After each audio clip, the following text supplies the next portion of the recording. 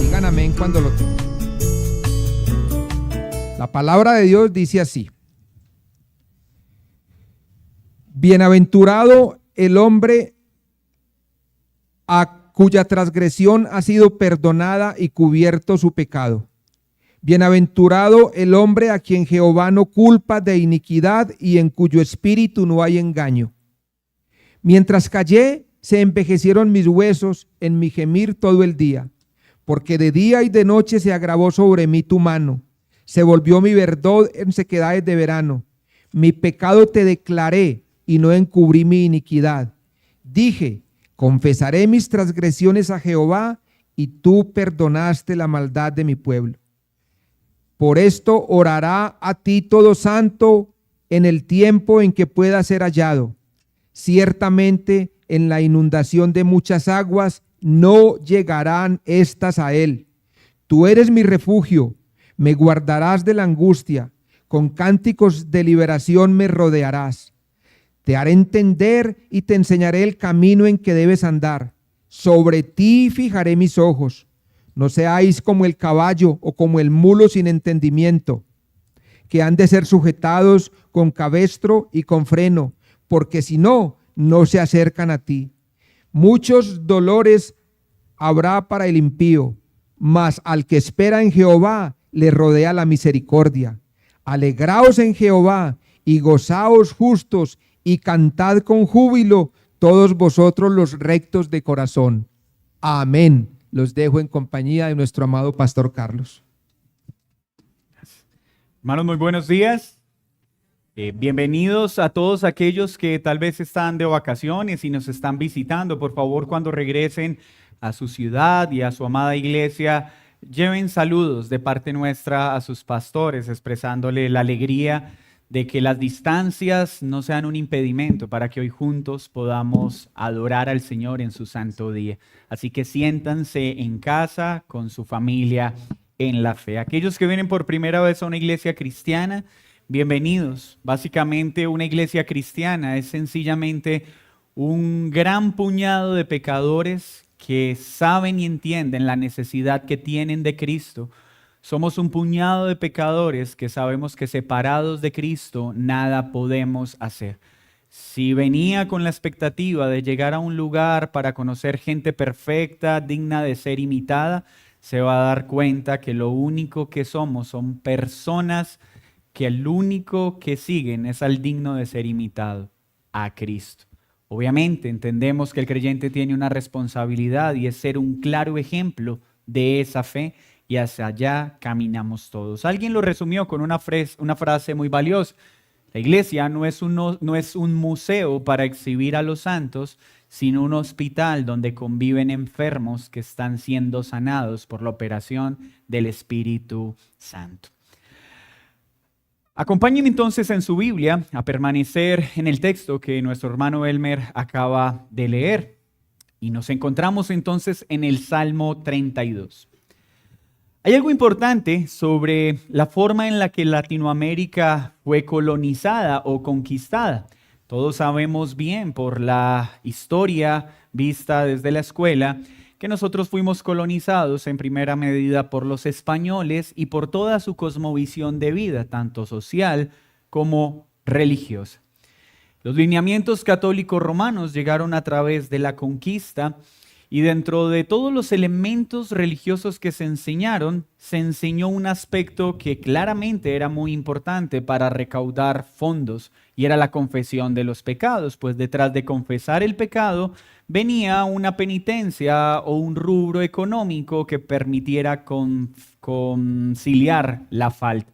Por eso en esa cosmovisión católico-romana en la que muchos crecimos, se cometía un pecado, iba y se confesaba el pecado ante una autoridad, y voy a aclarar muy bien, confesar el pecado. La autoridad religiosa entonces colocaba una penitencia, hacer unas cuantas oraciones, hacer unas obras sociales si fuese el caso, o aún dar una ayuda económica según fuese la falta. Y esa práctica naturalmente quedó instaurada en la conciencia colectiva de nuestro continente. Una confesión de pecado superficial que se hace para callar la conciencia con unas cuantas buenas obras. Y temo que esa mala práctica que quedó arraigada en nuestro inconsciente colectivo no es algo propio del catolicismo romano. Hoy pareciera que sigue presente aún en aquellos que se identifican como cristianos o protestantes. Básicamente este modelo entonces, ¿qué enseñaba? ¿Pecaste? Ve y dile en ese momento al sacerdote lo que hiciste. Él te va a decir lo que debes hacer para recibir el perdón. Bueno, entonces la embarro toda la semana. El fin de semana voy y digo, hice esto. La autoridad religiosa me dice, haz esto y quedas libre. Algo muy parecido está pasando en las últimas generaciones del cristianismo con el misticismo y todas estas corrientes humanistas que le enseñan a una persona, mira, lo que tú necesitas es ve, toma este documento, ve a solas a tu cuarto, lee todos estos pecados, dile al Señor, todos los he cometido, aún los que no has cometido por si las moscas, dilo y el Señor te perdonará. Entonces las personas, aún en los contextos cristianos, piensan que confesar el pecado es simplemente decir, hice esto mal. Y esto no solo se traslada en la relación con Dios, en los diferentes frentes lo vemos. Si esposa, cometí adulterio, perdóname. Bueno, mi amor, te perdono, gracias por decirme. Jefe, lo robé. Bueno, gracias por decirme, lo perdono. Bueno. La confesión de pecados en nuestro contexto se ha convertido en algo supremamente ligero, a tal punto que una persona puede reconocer estar pecando, pero no haber confesado verdaderamente su pecado a Dios, no estar arrepentido de su pecado y no tener ningún interés de apartarse de ese pecado. Este texto entonces busca enseñarnos la experiencia que David tuvo como rey al pecar. Este salmo, los grandes estudiosos consideran, está en una estrecha relación con el Salmo 51, haciendo alusión a la experiencia que David vivió al experimentar el perdón divino luego de haber pecado con Betsabé y haber mandado a matar a su esposo. Espero hoy el Señor me conceda su gracia para que al exponer esta porción podamos entender qué es una verdadera confesión del pecado. Por eso el título de esta enseñanza es Confesar el pecado, el verdadero camino hacia la restauración espiritual. Confesar el pecado, un verdadero camino hacia la restauración espiritual. Señor, pongo en tus manos en este momento mi vida y la de este pueblo que se ha reunido para escuchar tu palabra. Te pido que me des el denuedo, la claridad, el fervor para exponer tu palabra recta y limpiamente para edificación de todo este pueblo. Primero, para que no seamos más ligeros en confesar nuestro pecado de manera superficial y liviana. Porque es por causa de proceder así que seguimos esclavos del pecado y no encontramos una verdadera victoria sobre el mismo. Que hoy todos los presentes podamos entender qué es confesar el pecado, el beneficio de confesarlo y la hermosa restauración que experimentamos al hacerlo según tu palabra. Esto te lo pido en el nombre de Jesús. Amén y amén. El Salmo 32 es considerado por los teólogos un hermoso tesoro de la Escritura, tanto como el Salmo 51 respecto a la confesión del pecado. Este texto muestra la alegría que experimentó un hombre al recibir el perdón de Dios en todo su esplendor. Ya hablamos del autor, David. El trasfondo espiritual, muy seguramente, aunque el texto no lo dice explícitamente, tiene que ver con la experiencia de pecado que tuvo David con Betsabé. Recuerden, un día mientras debía estar en la guerra, libre voluntariamente decidió subir a la azotea de su hermosa vivienda. Empieza a mirar hacia un lugar donde no debía mirar. Ve a una mujer desnuda, llevado por sus apetitos y por su lascivia, ordena que traigan esta mujer siendo casada, luego se acuesta con ella aprovechando su investidura de rey, luego se da cuenta que ella queda en embarazo, entonces en lugar de reconocer su pecado, ordena que traigan al esposo de ella, lo emborracha, le da comida para tratar de que él vaya y se acueste con la esposa con la que él se acostó para hacerle pensar que ese hijo era de él, pero este hombre procede de manera ejemplar y dice que no se atrevería a ir a estar con su esposa mientras sus hermanos están muriendo en el combate. Al ver el proceder recto de este hombre, en vez de confesar su pecado y arrepentirse de su pecado, ordena que lo pongan en el frente del combate para que muera y poder acallar su conciencia en lugar de confesar su pecado y apartarse de él. Pero aparte de que ordenó su muerte, siguió caminando como si no hubiese hecho algo tan malo como parecía. Pues era el rey. Tenía el poder para hacerlo. Y él no lo mató, simplemente lo puso en el frente del combate. Es muy parecido este proceder a la forma en la que nosotros tratamos de maquillar el pecado, de disimular el pecado y de acallar nuestra conciencia. Acá la pregunta no es si los que estamos presentes pecamos.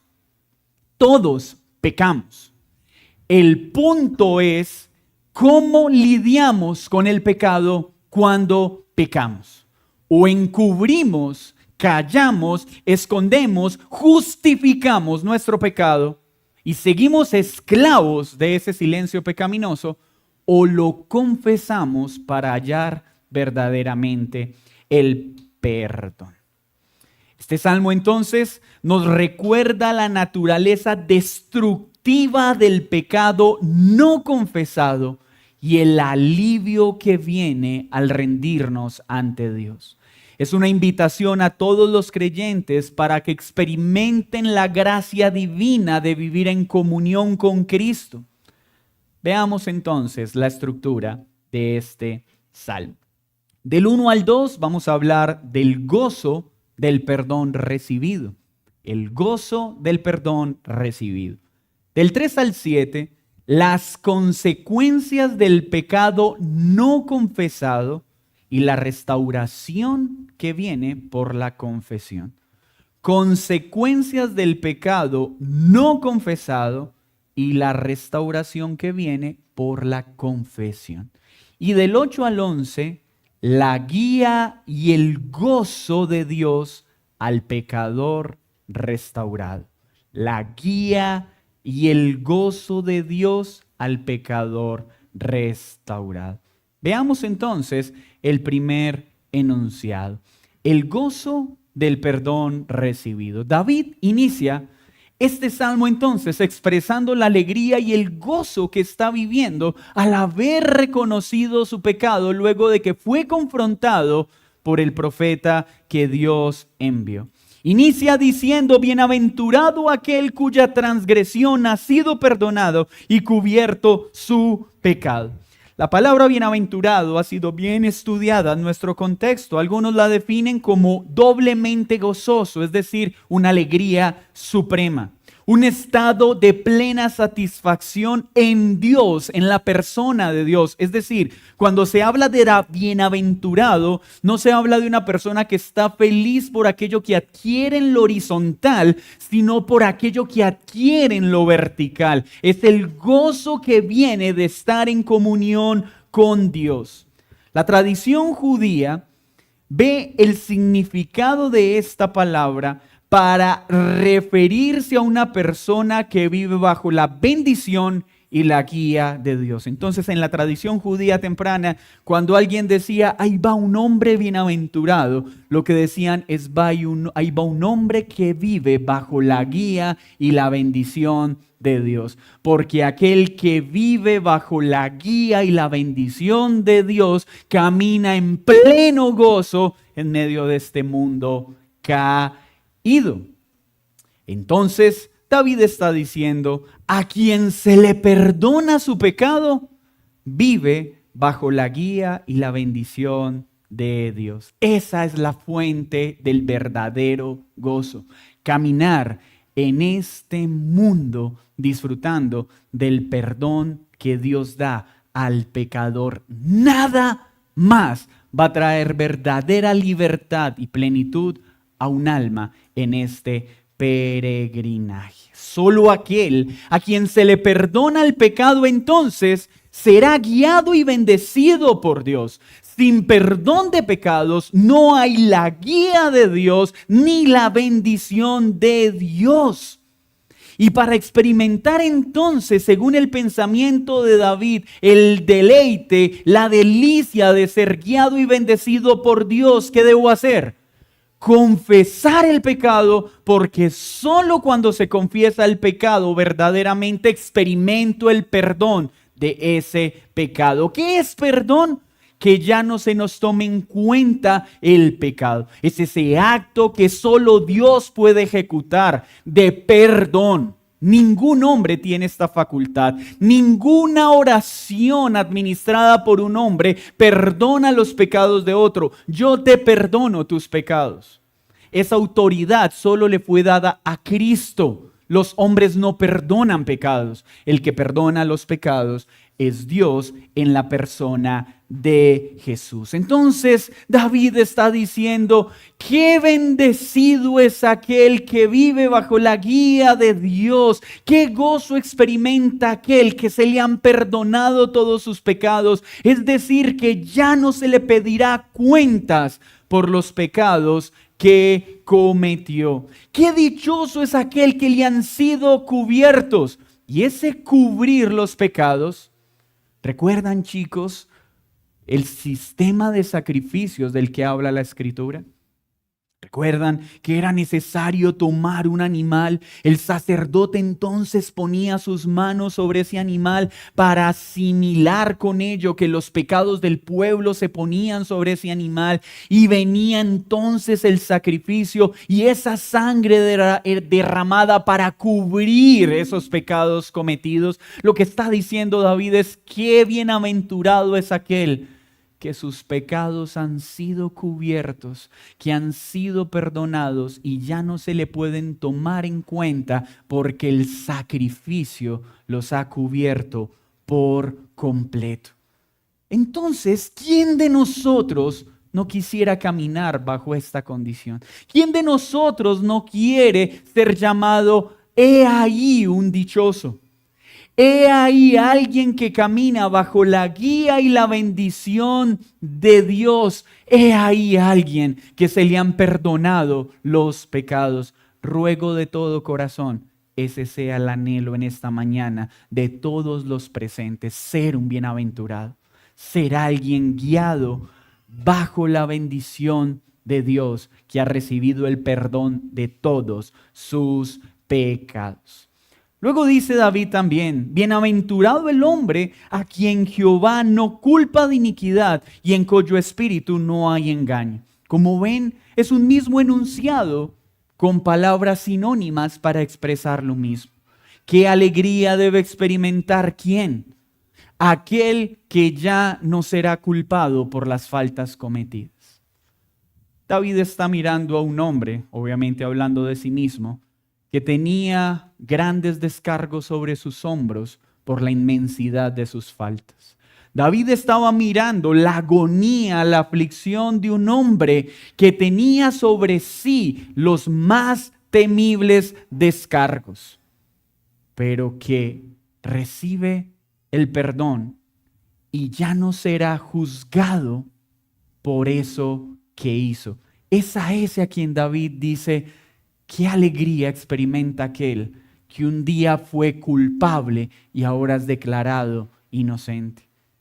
De ese gozo es del que está hablando David. Y en este que ha sido perdonado de sus pecados, que ya no será declarado culpable, porque este perdón incluye un nuevo estatus, declarado inocente, es una persona cuyo espíritu no posee engaño.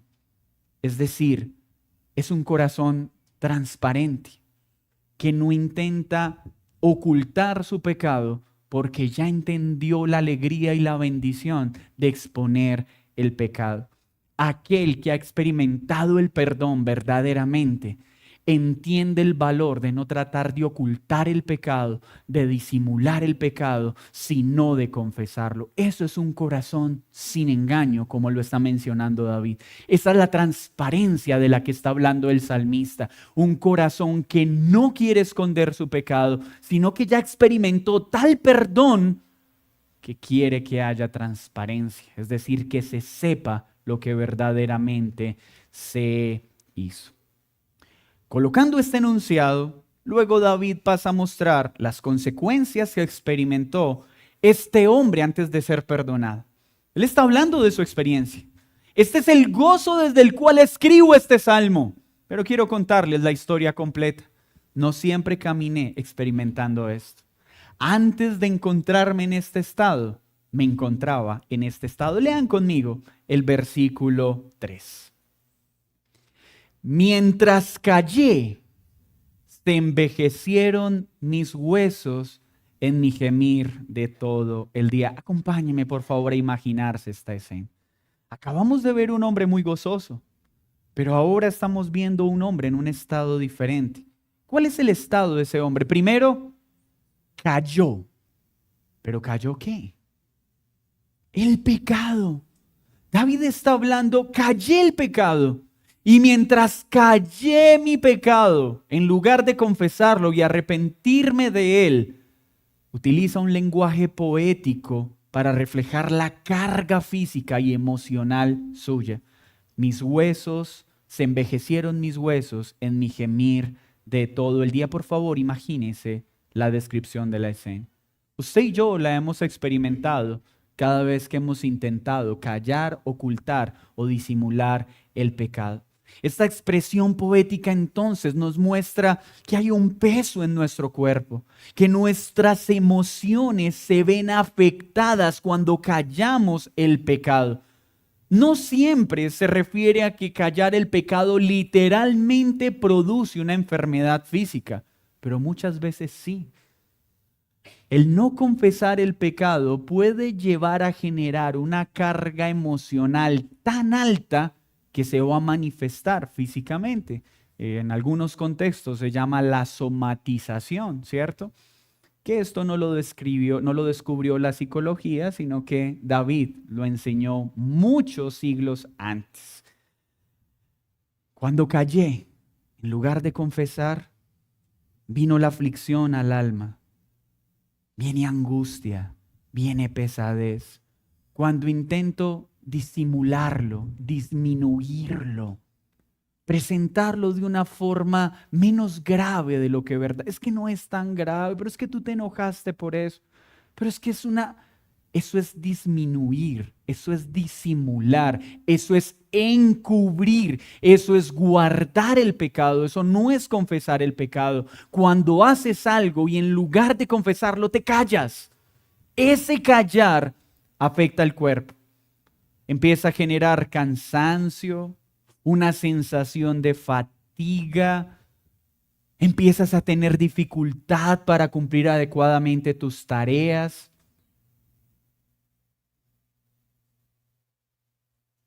Se deteriora tu bienestar físico. La presión agobiante se siente fuertemente en el pecho.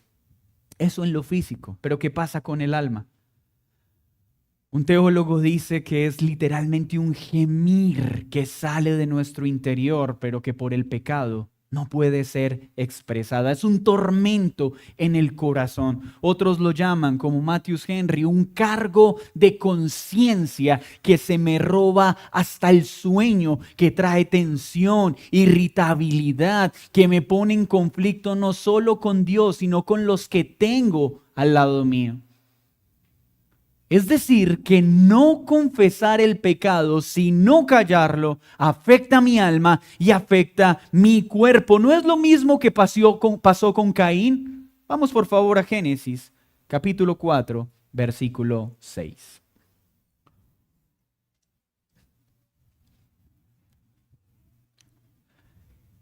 Génesis 4, 6, 7. Caín, el hermano de Abel.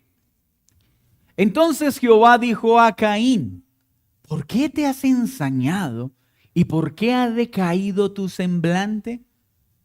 Si bien hicieres, ¿no serás enaltecido? Y si no hicieres bien, el pecado está a la puerta. Con todo esto, así será su deseo y tú te enseñorearás de él. Permítame leerlo en otra traducción, que es una paráfrasis. Dios le dice a Caín más o menos de la siguiente forma: ¿por qué estás tan enojado? Le preguntó el Señor a Caín: ¿por qué te ves tan decaído? ¿Por qué estás de semblante tan bajo?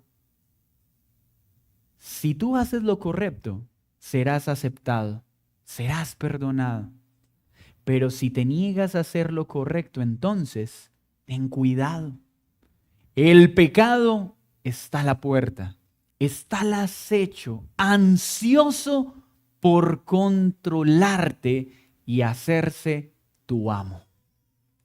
Cuando una persona no confiesa su pecado, experimenta esto, se afecta su semblante, se ve cabizbajo. Para los padres es muy útil este principio con los hijos, porque cuando el hijo hace un daño, se nota en su semblante, se ve cabizbajo, se ve inquieto, se pone nervioso, no es capaz de sostenerte la mirada, evade, vamos a salir, no vayas a entrar al cuarto, no hice nada malo, no fui yo. ¿Qué? No, nada. El rostro lo expresa. Pero eso mismo que pasa con un niño, pasa en un adulto. Cuando se peca y no se trata adecuadamente el pecado, el semblante se afecta. Las personas empiezan a verse cabizbajas, se ponen irritables. Unas lo exteriorizan de manera explosiva, otros implosiva. Callan, se aíslan, quieren estar solos.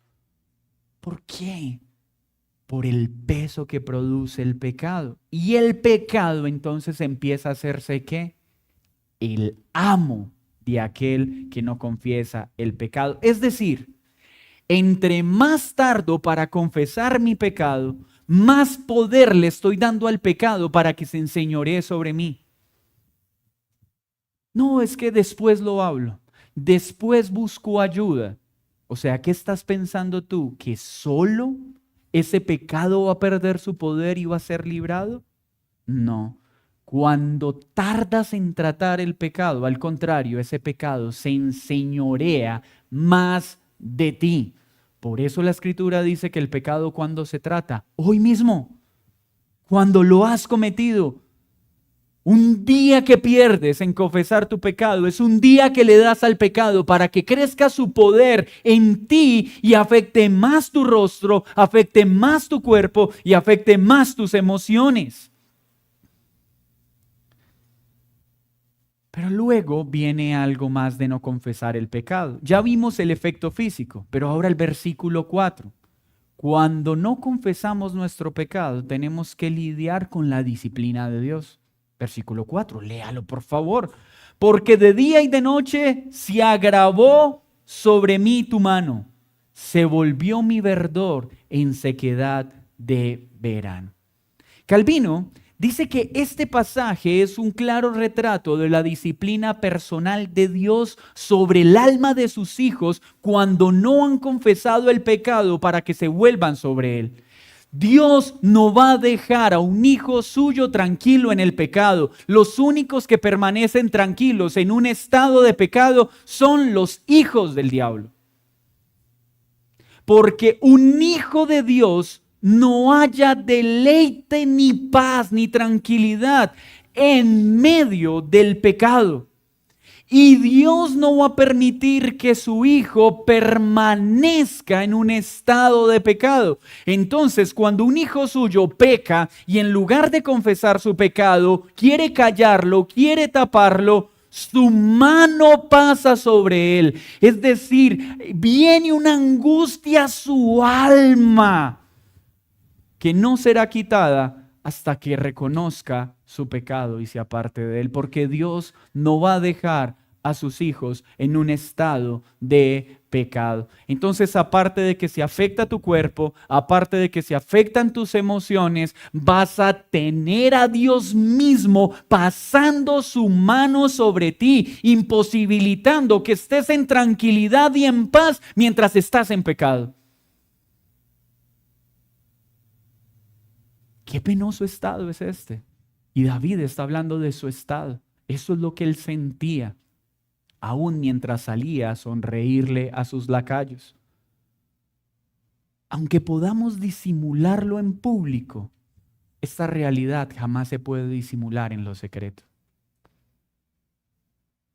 Porque mientras no confesemos el pecado y nos apartemos de él, mi cuerpo, mi alma y la mano de Dios va a estar sobre mí, impidiendo que esté cómodo en ese estado. Si tú estás cómodo en ese estado y no sientes la mano de Dios pasando sobre ti, es porque no has creído aún en él, porque aún no eres hijo de Dios. Este es un bien que solo experimenta el creyente.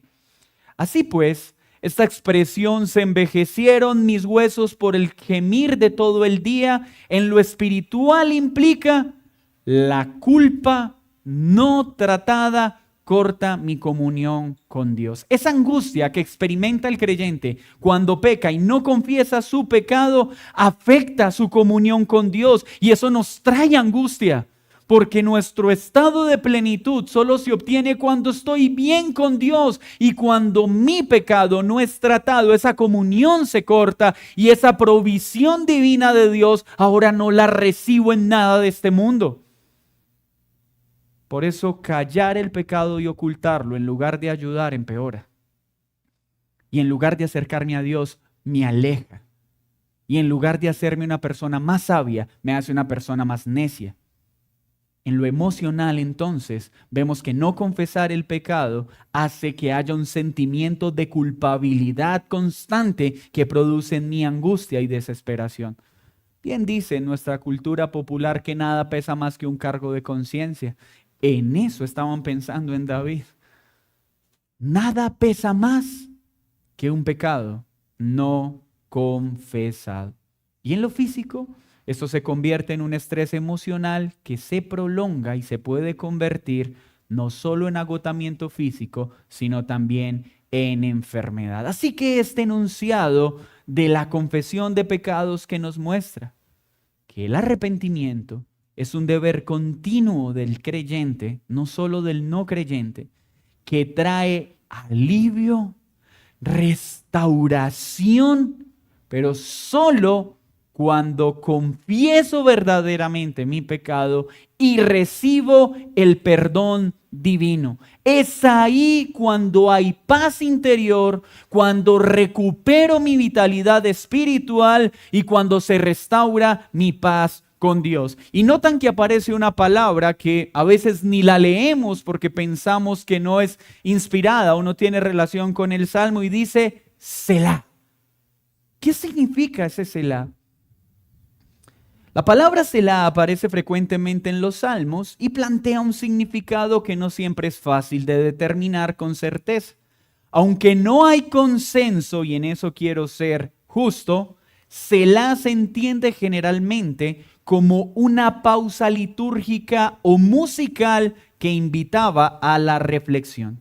Era un llamado a detenerse y a meditar en las verdades profundas recién expresadas, permitiendo que las palabras resuenen en el corazón y la mente. Así que en el contexto del Salmo 32, Selah es como si el escritor estuviera diciendo: detente.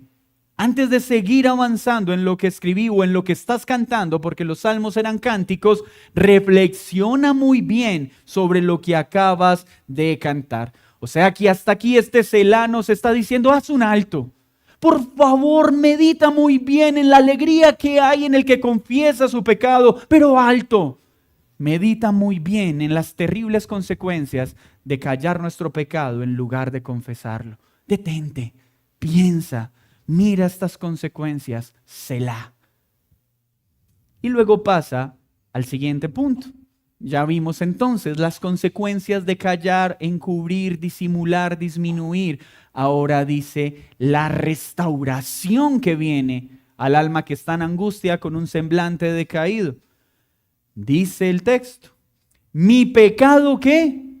Te declaré, te confesé. Ya no encubrí más mi iniquidad. Dije: confesaré mis transgresiones a Jehová. Y acá está el corazón de lo que necesitamos entender esta mañana.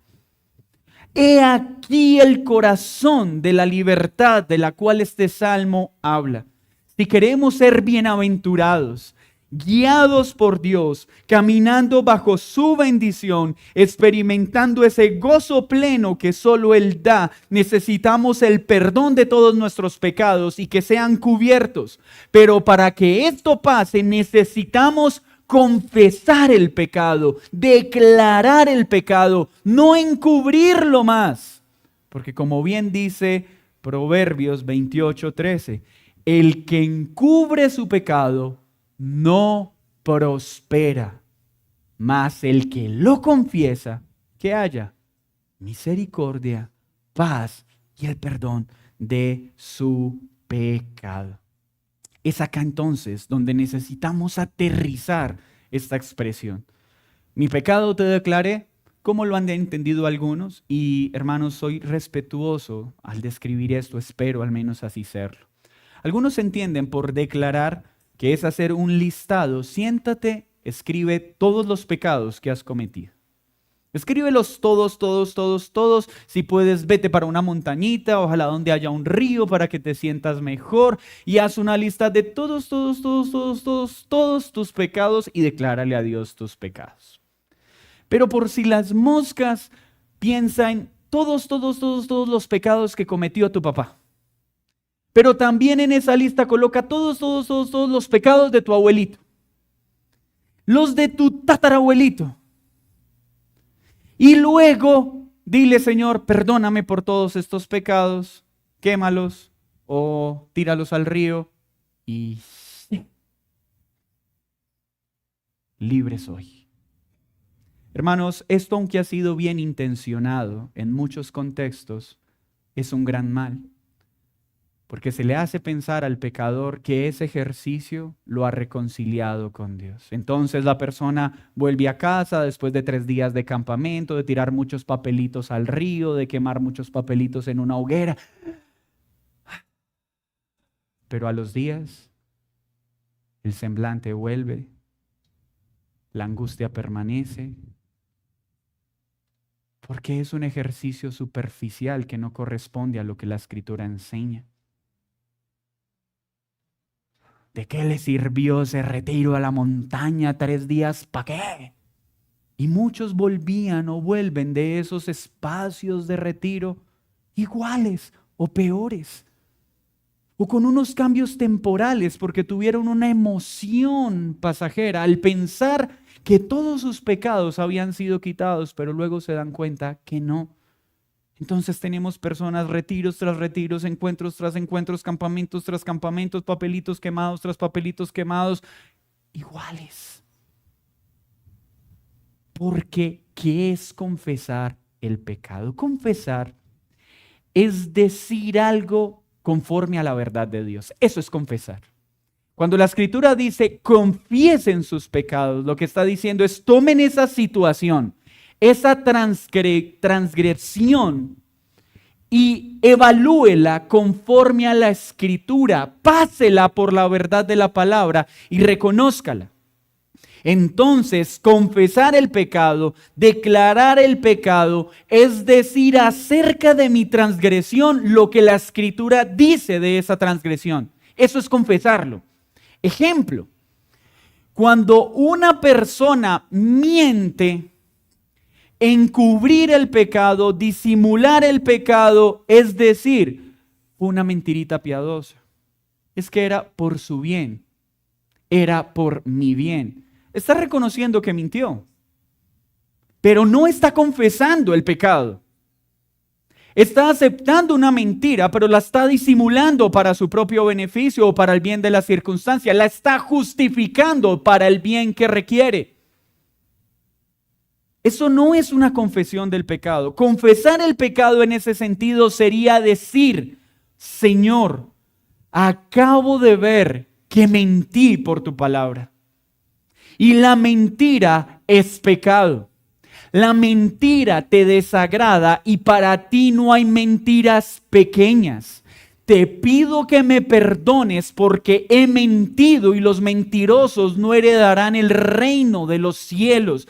Te pido que me perdones porque Satanás es el padre de la mentira y cuando yo miento lo estoy imitando a él en lugar de imitarte a ti. Perdona mi mentira.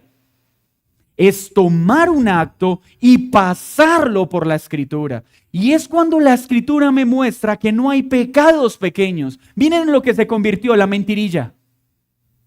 La mentirilla deja de ser una mentirilla y se convierte en una acción que me hace un imitador de Satanás. Uy, sonó más duro, ¿cierto?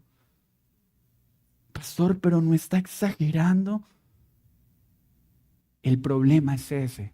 Que cuando nosotros no vemos el pecado en su justa proporción, seguimos pensando que las mentirillas son inofensivillas y te van a llevar igual al infiernillo. Porque todo el pecado es abominable a Dios. Entonces, cuando el hombre arrastrado por su lascivia mira a una mujer y la desea en el corazón, entonces no va a decir, sí, esposa, fue una miradita. Dios, perdóname porque fue una miradita más larga de lo que debí mirar. No.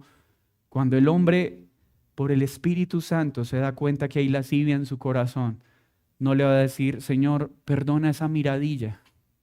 Señor, veo que hay lascivia en mi corazón.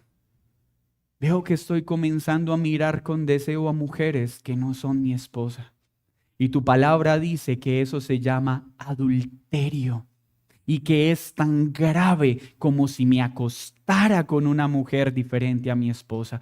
Perdóname porque acabo de adulterar contra ti al desear en mi corazón a una mujer diferente a ese precioso regalo que me diste por esposa, con el cual me has hecho uno y estableció un pacto de honrarla hasta que la muerte nos separe. Ya no es una miradilla, es un acto de adulterio. Eso es confesar el pecado, tomar la falta, evaluarla por la Escritura y así poder dirigirme a Dios y decirle, Señor, he pecado contra ti. Hermanos, y en este punto quiero que me presten mucha atención.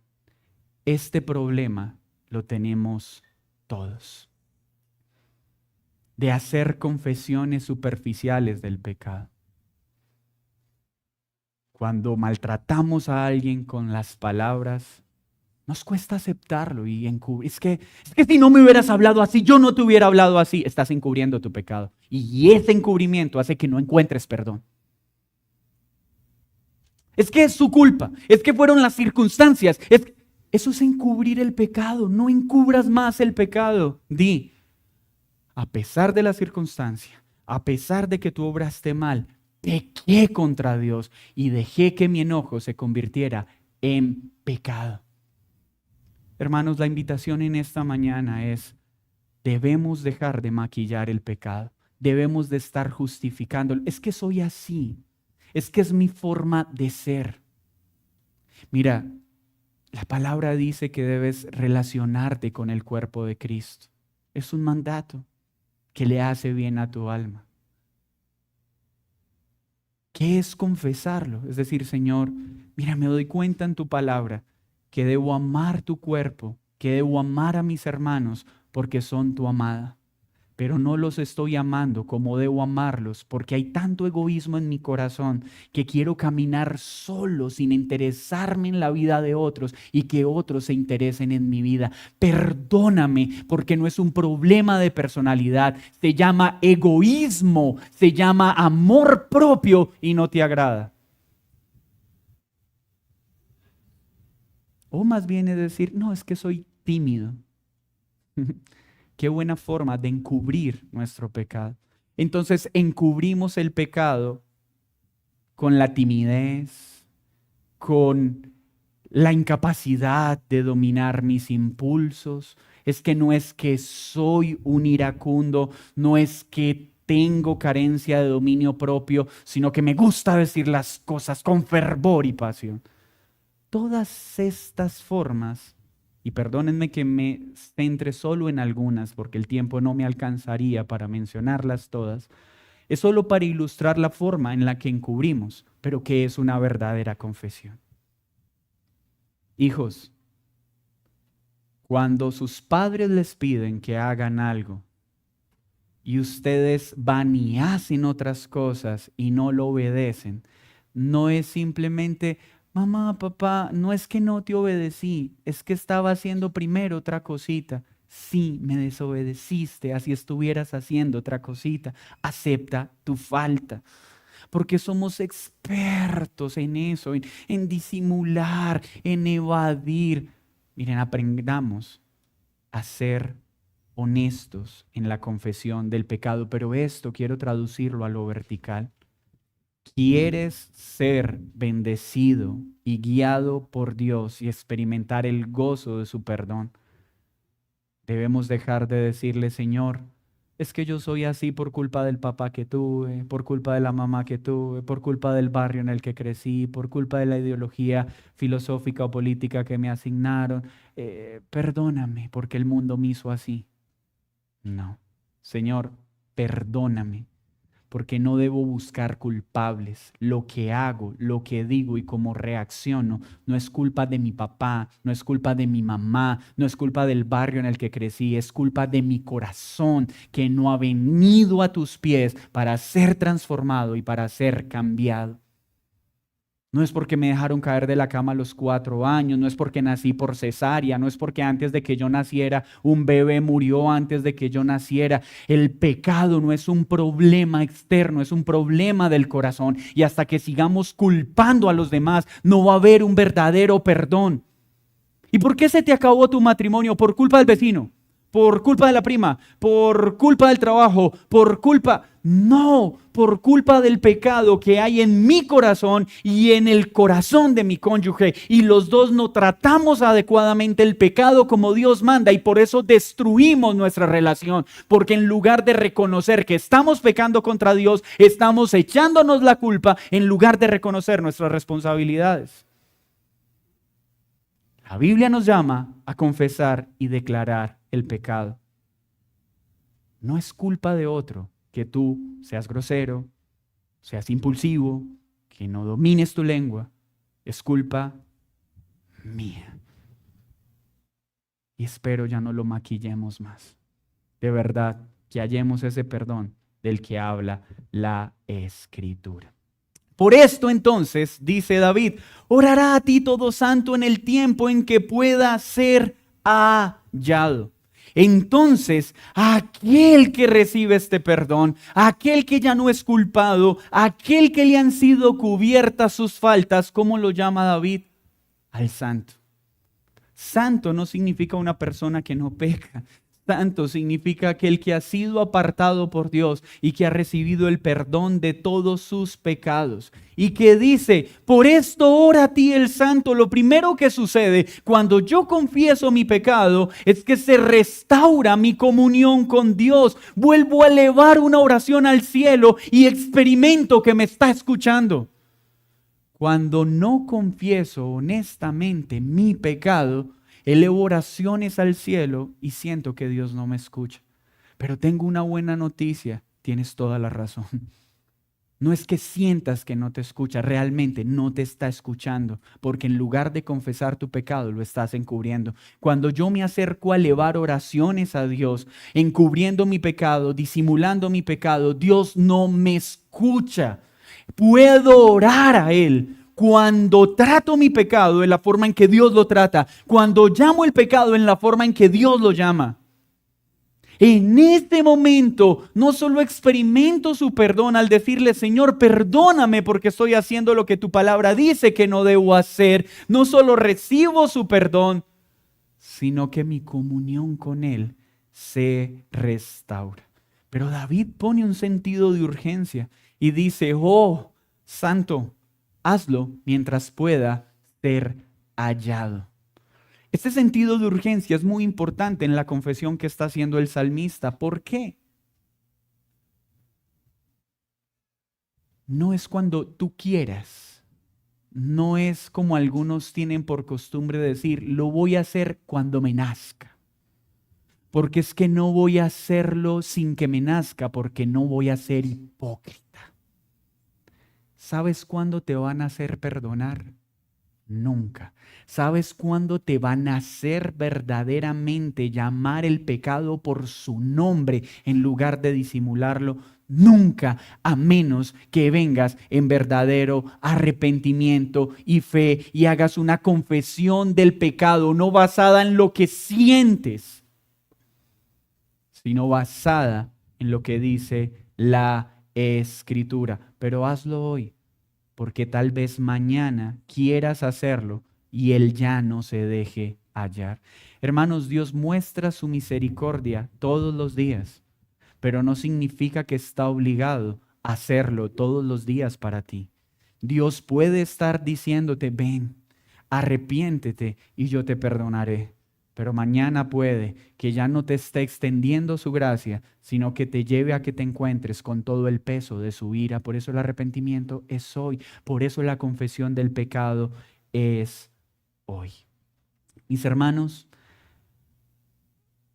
creo conveniente que este sermón lo tratemos en dos partes y hasta acá quiero que lleguemos con la primera.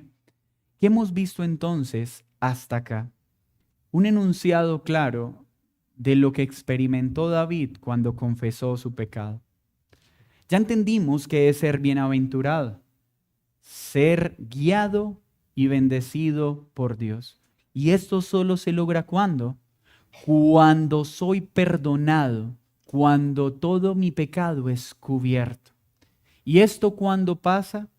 Cuando tomo mis transgresiones, cuando tomo mis acciones y las llamo de la forma en la que Dios las llama y le pido perdón real y honesto diciendo, oh Señor, esto te desagrada y no quiero vivir más haciendo algo que no te agrada. Por favor, perdona mi falta, perdona mi idolatría, perdona mi orgullo, perdona mis arrebatos de ira, perdona mi egoísmo, perdona la lascivia, perdona el adulterio, perdona la fornicación, perdóname por violentar tu ley. Perdóname, porque cuando lo hago de esta forma, el perdón vendrá.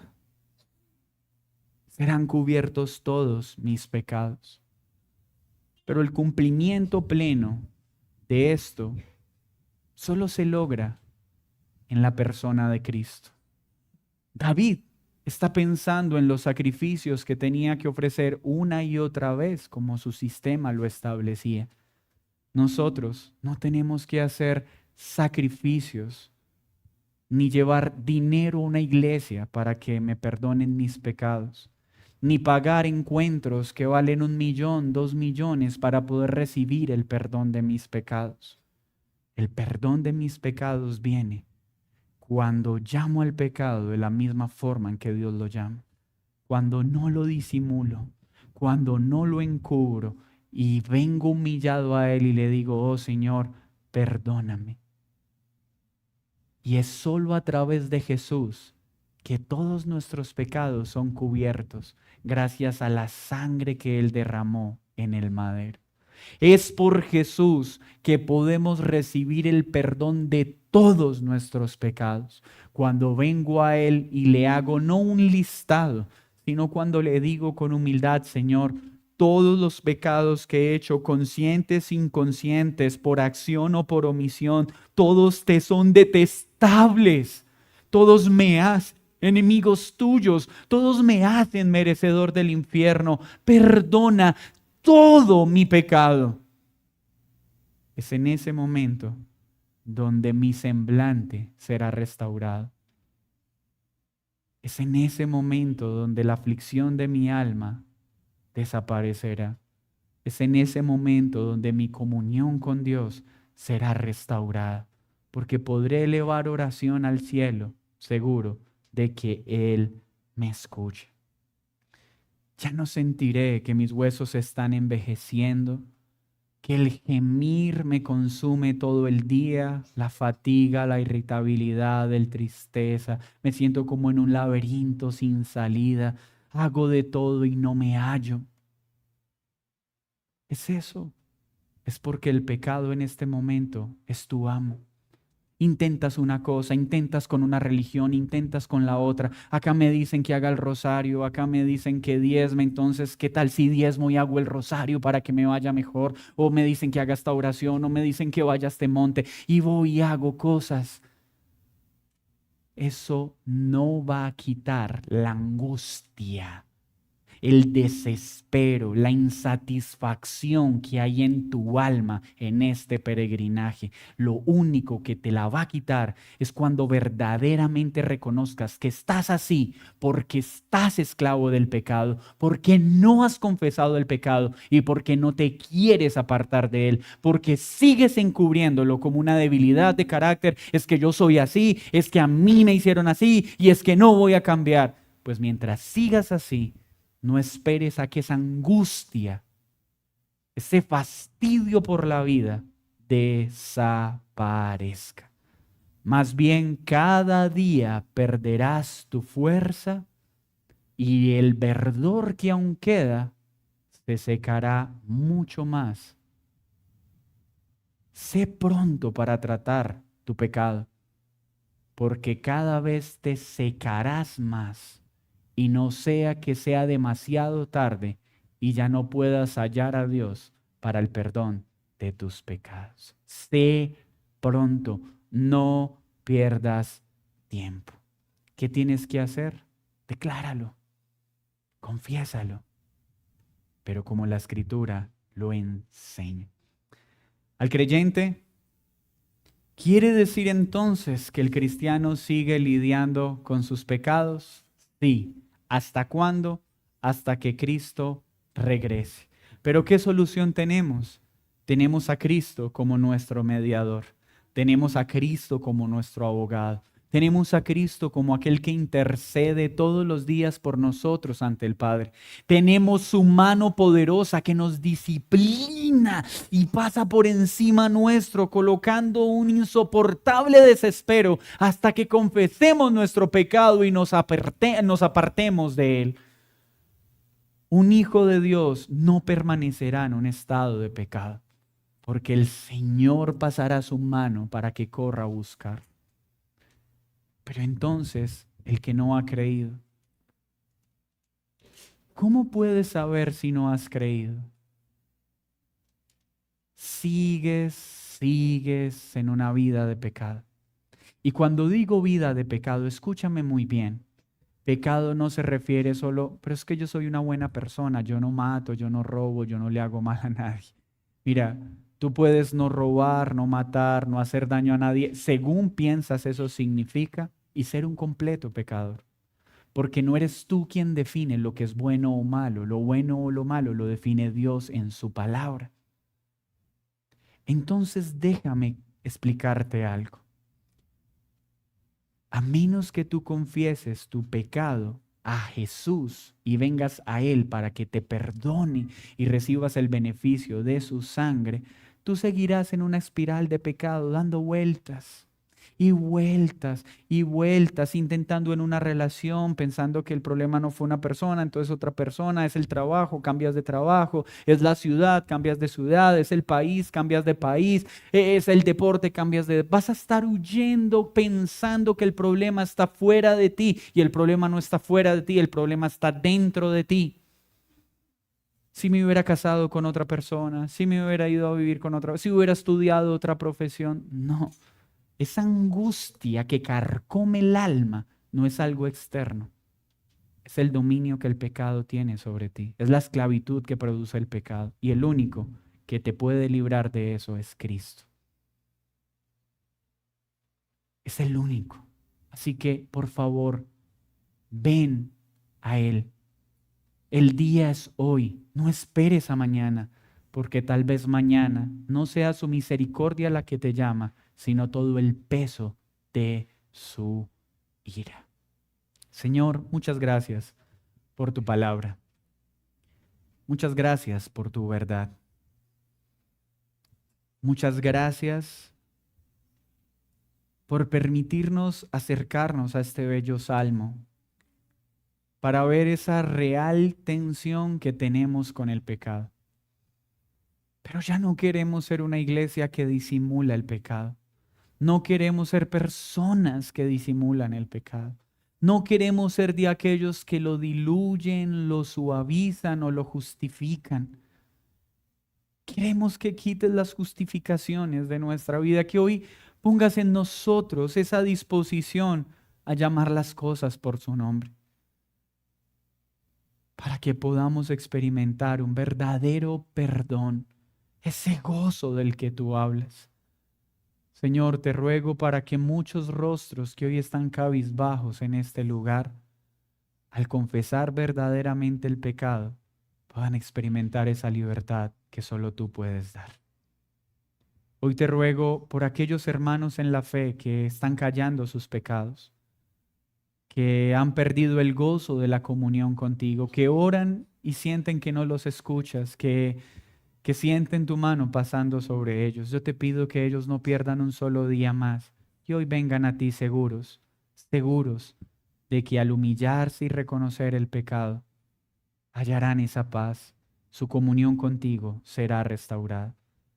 Pero aquellos que no han creído, te pido que entiendan que para recibir este beneficio del perdón, primero necesitan creer en Jesús como el único que perdona, como el único que puede cubrir los pecados, porque solo Él murió en la cruz, solo Él derramó su sangre y solo Él resucitó de los muertos para estar a la diestra de Dios Padre.